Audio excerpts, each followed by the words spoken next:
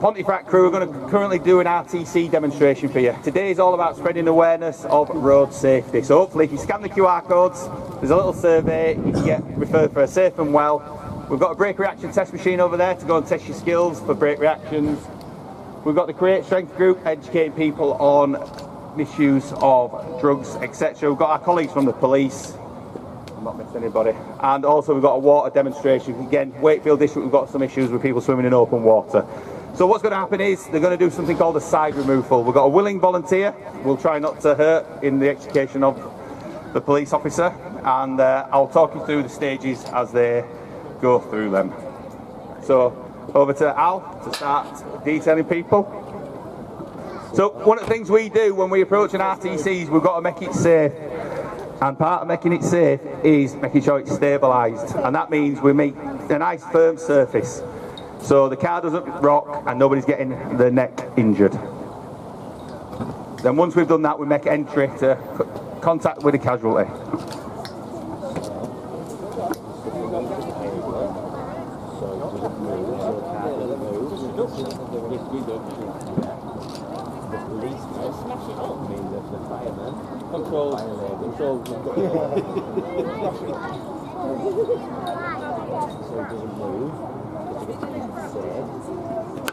So part of the awareness is we talk about the fatal 5 to do with RTCs, and they are careless driving, drink and drug driving, not wearing a seatbelt, people being distracted using mobile phones, and also excessive speed. So we try and educate people to reduce all these habits.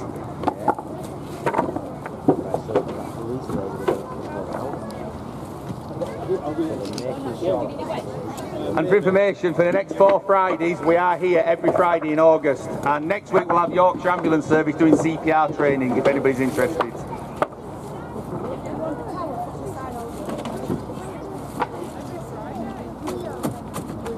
So currently what the crews are doing, they're using something called step chocks, and they're making that car nice and stable, so it gives us a stable platform to work on. The person inside the car is covering the casualty up with something called a casualty protection sheet, and that's so any glass or any sharp objects won't further injure the casualty.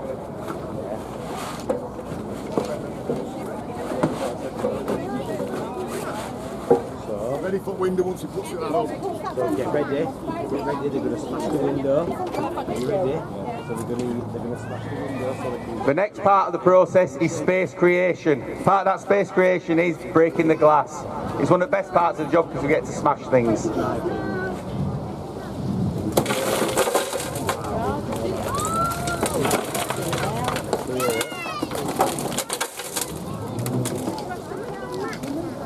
Why we break the glass is because when we are chopping the metal, we don't want the glass to break randomly. We want to be in control of that glass breaking and not to break it by accident when we start chopping metal.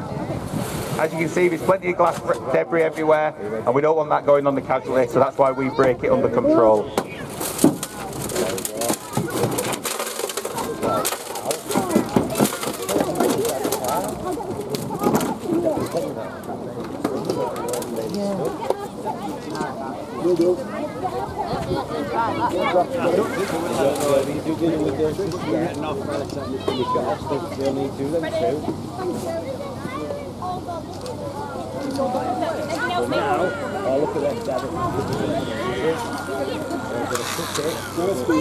So the next tool the firefighter has in his hands is called a spreading tool. What we use this tool for is creating space. What we need to do is open something called shut lines, which will give us access to help us remove the car door.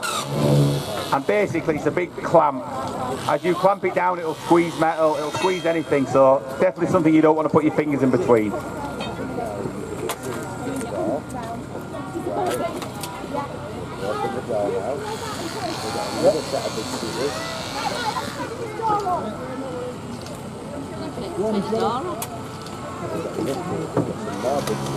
The next part of this is they're going to remove the car door.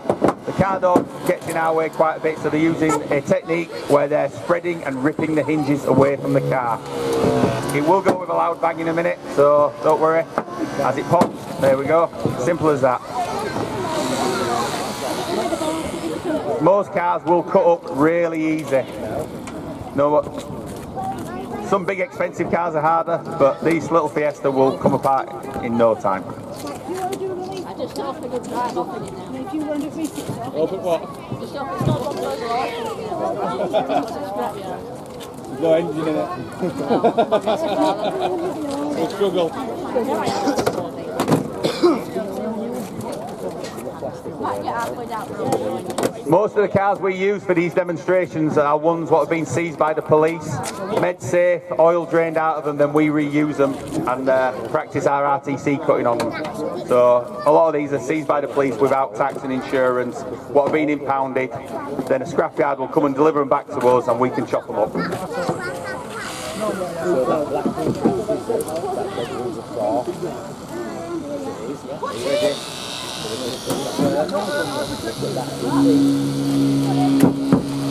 So as you can see, this car is a 3-door car. It doesn't have any rear doors. So the technique they are using now is called a 3rd door creation. It involves using the giant cutters, making a line, and then they use something called a reciprocating saw to create the extra doorway what most cars have.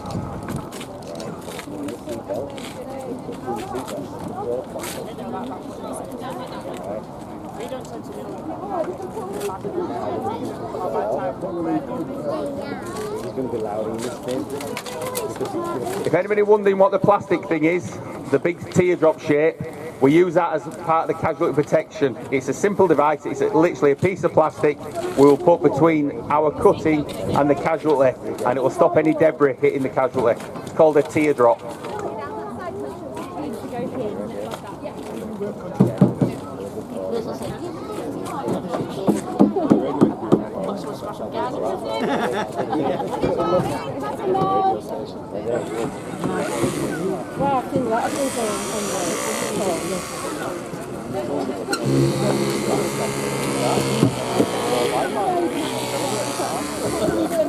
Well, it's going to do a lot of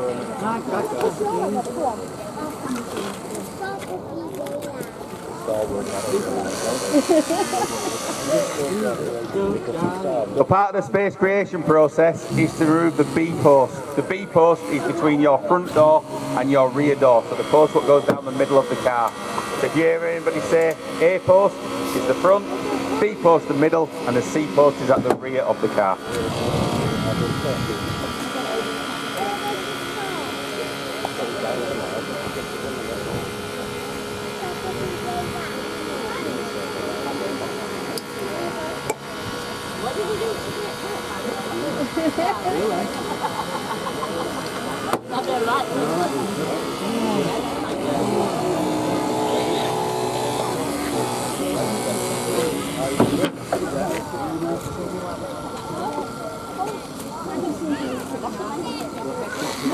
Whilst all is underway, you can see there's a firefighter next to the casualty.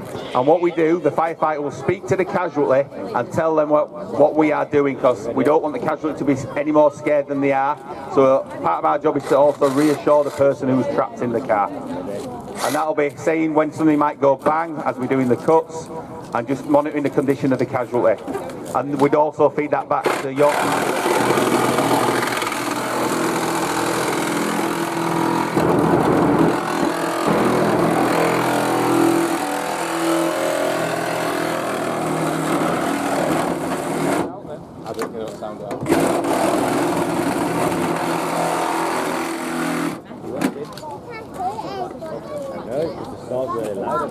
The reciprocating saw, as you can hear, is quite loud, and that's one of the reasons we speak to the casualty and make sure they're okay and know what's going on. Because again, a loud noise after a car crash is something you don't want to hear.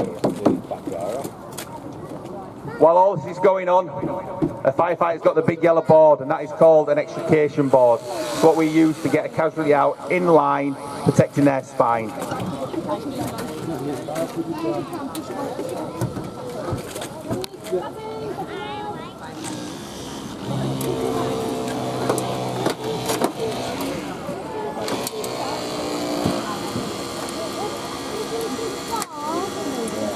Currently the firefighters are just chopping at the top of the B post. The cutters will cut through most things. Only cars we don't cut through are cabriolet cars, believe it or not. The front window screen and the A-post on a convertible car is one of the hardest things, and they're designed that way so we cannot physically cut them with our equipment. But on a standard car we'll cut through most items.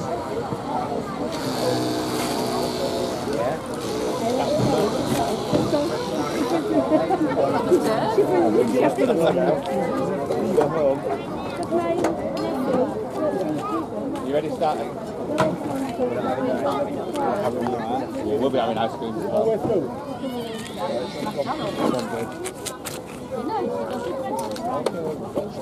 I didn't know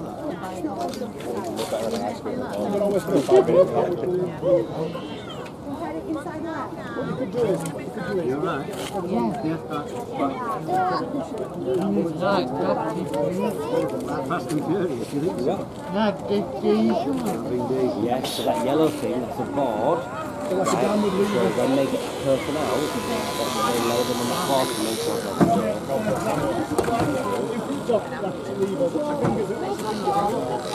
The next part of the process is the firefighters are going to put the spreaders back on the car to assist in peel that doorway open, which will allow us full access to the casualty and get the casualty out in a line.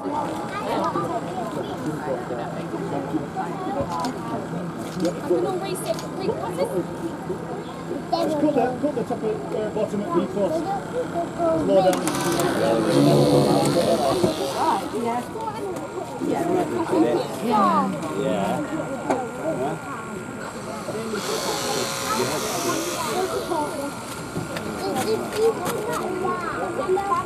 Again, when we are cutting people out of cars, no two cars will cut the same. So we'll always have to adapt it to the car.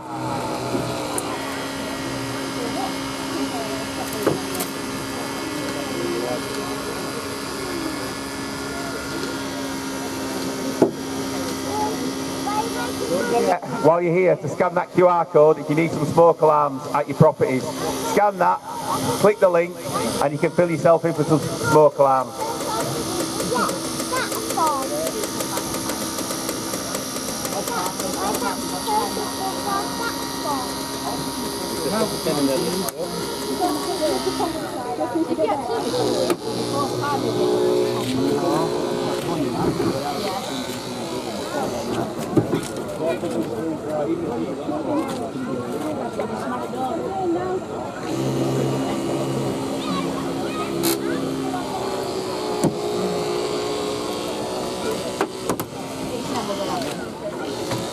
Got a bit more movement there now.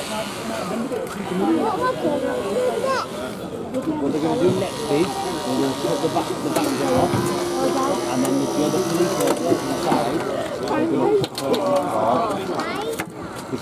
As you can see, what they've done now, they've created enough space by creating a third door to give them full access to that casualty.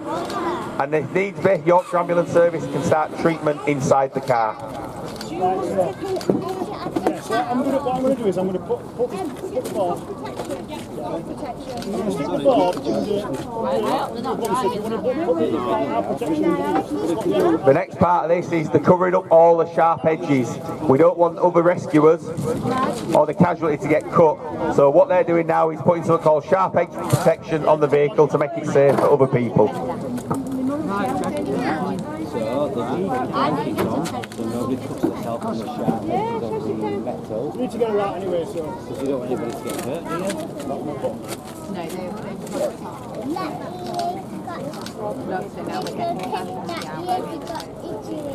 Yeah, they're pretending that lady's injured. The next part of the process will be extricating the casualty. The method the crews will be using on this one is the casualty will be coming out in something called a fetal position, sliding up the extrication board, then laid down in a slick movement to keep their spine in one position.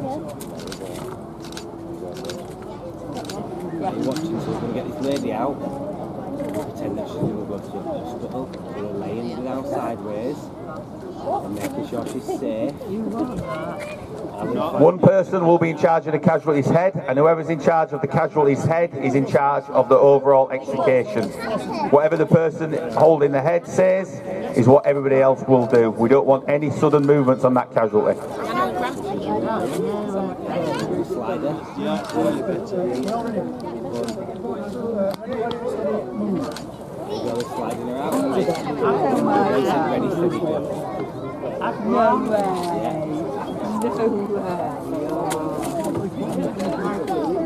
As you can see, the casualty is now on the extrication board and the crews will work as a team to remove the casualty to safety. Once the casualty is lowered to the ground, they will do a controlled movement to place the casualty on their back.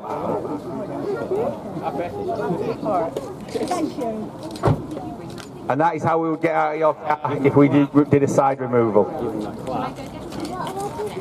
Just to go left, there is a brake reaction test machine for all drivers. If you want to go and test how good your brake reactions are. Applause for the crews. Time to go.